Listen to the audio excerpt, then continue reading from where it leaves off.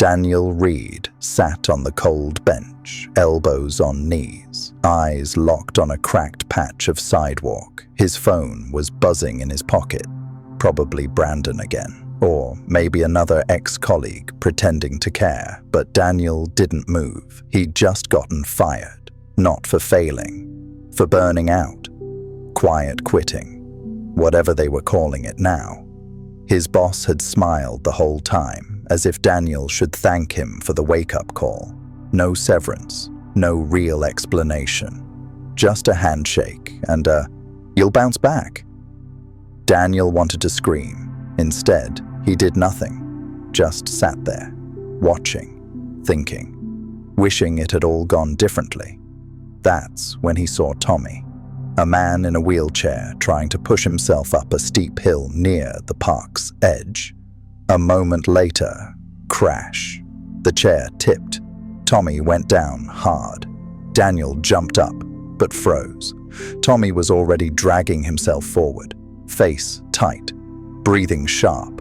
He reached the chair, flipped it upright, and, inch by inch, pulled himself back up. A couple joggers rushed over. "You okay? Need help?" Tommy shook his head, calm, clear. "No thanks," he said. "This one's on me." Daniel blinked. Something inside him shifted, quietly but violently, and just like that, the excuses started to sound a lot like lies. That night, Daniel sat in silence. No TV, no music, no phone. Tommy's voice echoed in his head. "This one's on me."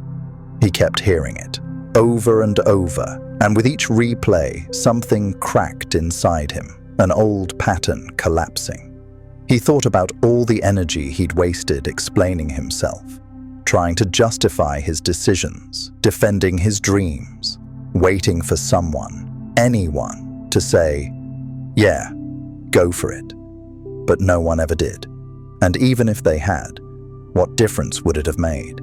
Every second he had spent seeking approval was a second stolen from his own progress. He saw it now, clearly, painfully. So he did something small, but real. He turned off his notifications, deleted every social media app, blocked Brandon's number, and then he opened a blank document on his laptop, typed one word at the top: start. No grand plan, no business model yet, just silence. But for the first time, that silence didn't feel empty. It felt like space to think, to rebuild, to act without distraction, to move without noise. Because success doesn't come from talking or proving, it comes from showing up over and over again, especially when no one's watching. And Daniel was finally ready to stop performing and start becoming. Daniel started waking up at 5:30, not because a podcast told him to, because it was the only time the world was still asleep and quiet matched his new rhythm. He brewed cheap black coffee, sat by the window, and wrote down 3 things. 1. What he'd do today. 2. What he'd ignore. 3. What he was building. He didn't post about it, didn't tell anyone. He just did it. Every single day. No claps, no likes, no audience. And strangely, that's when things started to move. He stopped checking who was ahead of him, stopped wondering what people would think if he failed, stopped replying to useless conversations out of politeness. Because not every opinion deserved his attention. Not every person deserved access to his mind. Not every conversation deserved a response. Most people, he realized, don't get what they want because they're too distracted. He refused to be one of them anymore. So when the doubt crept in, when the urge to announce, to prove, to defend kicked in, he reminded himself, what you focus on expands. If he fed discipline, discipline would grow. If he fed growth, growth would show. And if he stayed quiet, maybe, just maybe, the noise inside him would finally die. And that, more than success, more than revenge, was what he wanted. Peace. There were days Daniel hated it. The silence, The grind, the invisibility, no feedback, no one checking in, no one saying, "Yo, you're doing great." But he remembered something. No one is coming, not to rescue him, not to validate him, not to push him forward. And weirdly, that truth set him free. He stopped expecting energy from others, started generating his own. He turned a dusty corner of his apartment into a workspace, bought a used mic, learned code on YouTube, took freelance jobs just to stay afloat while building his idea. And every time he got tired, every time his brain said, "You're wasting your time," he thought of Tommy. Tommy dragging himself on the pavement. No help, no pity, just effort, just action. "This one's on me."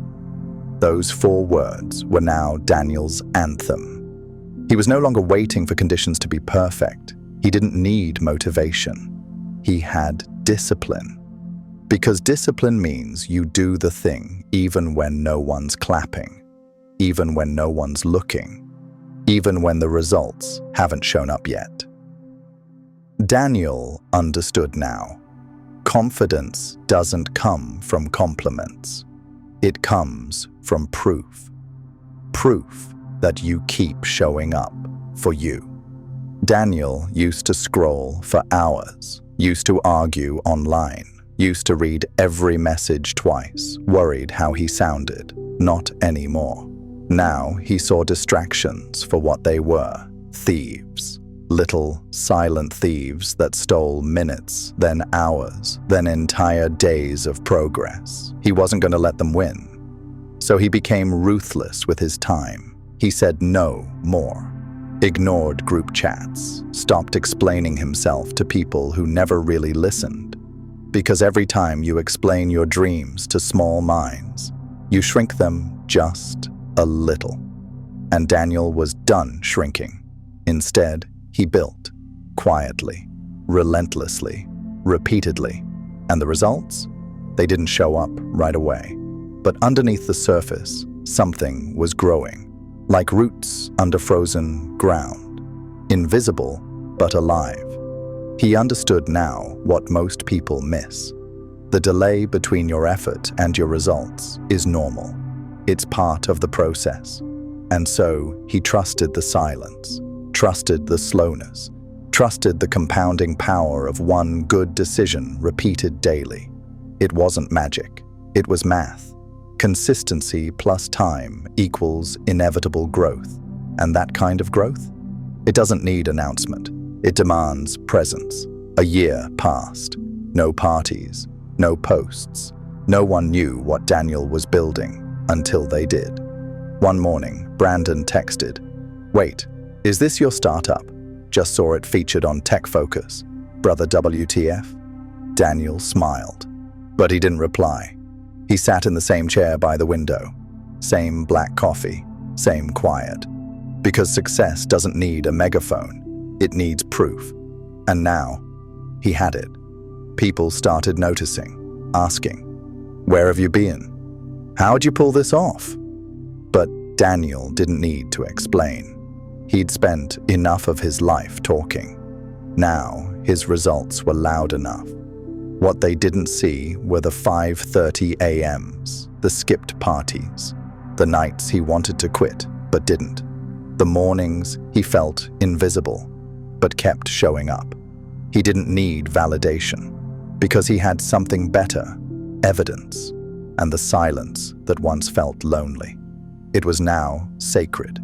He protected it, guarded it, because that silence built him.